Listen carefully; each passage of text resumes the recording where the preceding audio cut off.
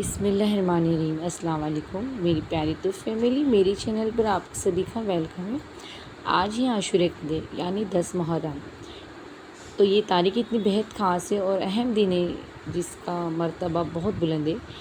آج کی اس ویڈیو میں آپ کو بتانے جا رہی ہوں کہ عاشورہ کا دن اصل میں کیا ہے۔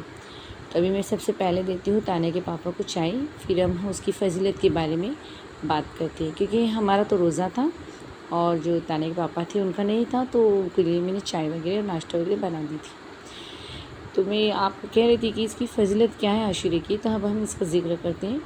اور محرم کو لے کر جو ہمارے سماج میں غلط فہمیاں ہیں، جیسے کہ کیا یہ کوئی تہوار ہے یا پھر ایک تاریخ ایتہاسک یاد ہے، اس پر ہم پوری بات کریں گے۔ تو شروع کرتے ہیں۔ محرم کیا ہے؟ سب سے پہلے تو بہت سے لوگوں کو یہ پتہ نہیں کہ محرم کیا کوئی تہوار ہے یا کوئی ایتہاسک یاد ہے۔ سب سے پہلے بات کرتے کہ محرم جو ہے بہت سے لوگوں کو اسے ایک تہوار یا فیسٹیول سمجھ لیتے، لیکن اصل میں محرم کوئی تہوار یا جشن منانے کا دن نہیں ہے۔ یہ اسلام کا نیا سال محرم اسلامی کیلنڈر کا پہلا مہینہ ہے، اور یہ اللہ کا مہینہ ہے جو 4 مہینوں کے جو بہت بڑا ادب والا مہینے جو مانتے ہیں، جو 4 مہینے جو آتے ہیں بہت بڑے ہیں، جو اس میں سے ایک ہی محرم بھی انہی میں سے ایک ہے۔ اسے اللہ کا مہینہ بھی کہا جاتا ہے۔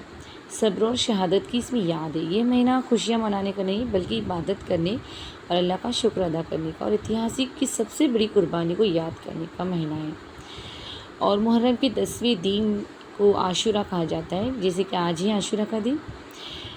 تو اسی دن اللہ تعالیٰ نے یہ دن آج سے نہیں بلکہ اسلام کے اتہاس میں صدیوں سے بہت اہمیت رکھتا ہے، اور اسی دن حضرت موسیٰ علیہ السلام کی کامیابی اسی 10 محرم کے دن اللہ تعالیٰ نے حضرت موسیٰ علیہ السلام اور ان کی قوم بنی اسرائیل کو بھی ظالم فرعون کے ظلم سے نجات دلائے تھے اور سمندر پھاڑ کر راستہ دیا تھا جس میں فرعون ڈوب گیا تھا۔ اس خوشی اور شکر گزاری میں حضرت موسیٰ علیہ السلام ایک روزہ رکھتے تھے۔ اور عاشورہ کی جو فضیلت اور روزے کی فضیلت ہے، جب ہمارے پیارے نبی حضرت محمد صلی اللہ علیہ وسلم مدینہ تشریف لائے تو انہوں نے بھی اس دن روزہ رکھنے کی تاکید فرمائی۔ حدیث کے مطابق عاشورہ کا روزہ رکھنے سے انسان کے پچھلے 1 سال کے گناہ معاف ہو جاتے ہیں۔ اس کے ساتھ 9ویں یا 11ویں محرم کا روزہ ملانا سنت ہے۔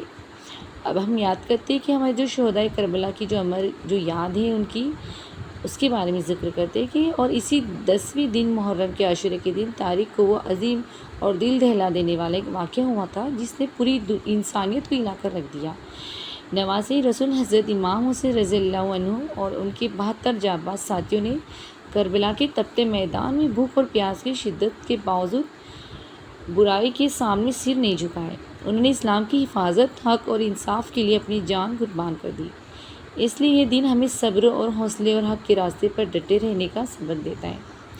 اور میں اب آپ کو بتاتی ہوں کہ کربلا کے میدان میں امام حسین اور ان کے معصوم بچوں پر 3 دنوں تک پانی بند کر دیا گیا تھا۔ ویسے آپ سبھی کو تو پتہ ہی ہوگا، پھر بھی ہم اس کا ذکر، آج جو عاشورہ کا اتنا خاص دن ہے تو اس کا ذکر تو بہت ضروری ہے۔ ان کی اسی پیاس کی شدت کو یاد کرتے ہوئے اور ان پاک روحوں کو اس اعلی ثواب پہنچانے کے لیے محرم کی سبیل لگائی جاتی ہے اور لوگوں کو شربت بھی پلایا جاتا ہے۔ اسلام میں پیاسے کو پانی پلانا سب سے بڑا صدقہ ہے۔ تو چلیے اسی برکت اور روایت کے سمیٹتے ہوئے اب ہم چلتے ہیں اپنے کچن میں، اور شروع کر چکی ہوں میں اپنا آج کا بہت خاص محرم کا شربت بنانے کی تیاری میں لگ چکی ہوں۔ تو دیکھیے میری تانیہ ماشاءاللہ کس انداز سے اور کتنے پیاری طریقے سے شربت کو بنا رہی ہے۔